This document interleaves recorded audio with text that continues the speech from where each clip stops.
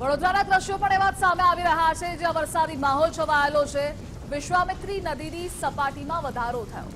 વિશ્વામિત્રી નદીની સપાટી એ વધીને 13 ફૂટ થઈ છે। ગઈકાલની વાત કરીએ તો વિશ્વામિત્રી નદીની સપાટી એ 9 ફૂટ હતી, આજે 13 ફૂટ થયેલી છે। ઉપરવાસમાં વરસતા વરસાદને પગલે સપાટીમાં વધારો નોંધાયો છે। તો સતત વરસાદના કારણે વિશ્વામિત્રી નદીની જળ સપાટી વધી રહી છે, જેની ભયજનક સપાટી એ 26 ફૂટ છે।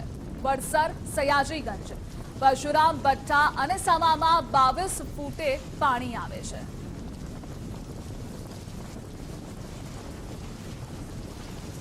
ઉપરવાસમાં વરસાદ વરસ્યો અને તેને કારણે વડોદરા શહેરમાં મધ્યમાંથી પસાર થતી વિશ્વામિત્રી નદીમાં પણ પાણીની આવક છે તે થઈ છે। હાલ આપ જોઈ શકો છો તે રીતે વિશ્વામિત્રી નદી છે તે બંને કાંઠે વહી રહી છે અને કાલાઘોડાનો આ જે બ્રિજ છે ને ત્યાં વિશ્વામિત્રીનું જે સપાટી છે તે હાલ 13 ફૂટ સુધી પહોંચી છે। મહત્વની બાબત છે કે ગઈકાલે આ જે સપાટી છે તે 10 ફૂટ હતી, પરંતુ જે રીતે ઉપરવાસમાં પાણીની આવક થઈ અને તેના કારણે સતત આ જે જળ સપાટી છે તે વધી રહી છે અને વિશ્વામિત્રી નદી છે તે હાલ બંને કાંઠે વહેતી જોવા મળી રહી છે। જે રીતે પ્રતાપ સરોવર પણ ક્યાંક ને ક્યાંક છલકાયું છે અને આજવા સરોવરમાં પણ 209 ફૂટ સુધી સપાટી પહોંચી છે અને તેના જ કારણે સતત ઉપરવાસમાં જે રીતે વરસાદની આવક થઈ રહી છે અને આજે વિશ્વામિત્રી નદીની જે જળ સપાટી છે તે વધી રહી છે।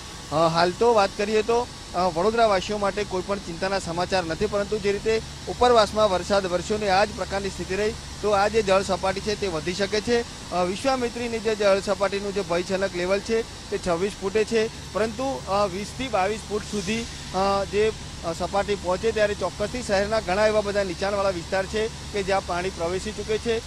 કલાલી હોય તેમજ આ જે સયાજીગંજનો પરશુરામ ભઠ્ઠાનો વિસ્તાર હોય, જલારામનગર હોય, આ એવા વિસ્તાર છે કે જ્યાં નીચાણવાળા વિસ્તાર છે અને જ્યારે 20 થી 22 ફૂટ સુધી સપાટી પહોંચે ત્યારે ચોક્કસથી આ જે તમામ વિસ્તારોની અંદર પાણી ફરી વળતા હોય છે। હાલ તો આપ જોઈ શકો છો તે રીતે આ જે વિશ્વામિત્રી નદી છે તે વડોદરા શહેરના મધ્યમાંથી પસાર થઈ રહી છે અને બંને કાંઠે વહેતી જોવા મળી રહી છે।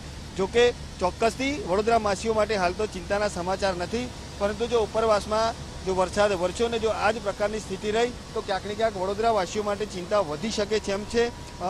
વડોદરા શહેરનું જે તંત્ર છે તે પણ એલર્ટ છે। સતત મ્યુનિસિપલ કમિશનર પણ આ જે વિશ્વામિત્રી નદી છે તેમજ જે આજવા સરોવર છે તેના પર મોનિટરિંગ કરી રહ્યા છે। ગઈકાલે પણ તેઓએ વિશ્વામિત્રી નદીની વિઝિટ કરી હતી અને કઈ રીતે તેની જે પરિસ્થિતિ છે તેનો તાગ પણ મેળવ્યો હતો। હાલ વડોદરાવાસીઓ માટે રાહતના સમાચાર છે કે શહેરમાંથી જે વરસાદ છે તેણે વિરામ લીધો છે, પરંતુ જો ઉપરવાસમાં વરસાદ રહ્યો તો ચોક્કસથી વડોદરાવાસીઓ માટે ચિંતાનો વિષય બની શકે છે। કેમેરામેન નિકેશ સોલંકી સાથે અલ્પેશ સુતાર, ગુજરાત ફર્સ્ટ, વડોદરા।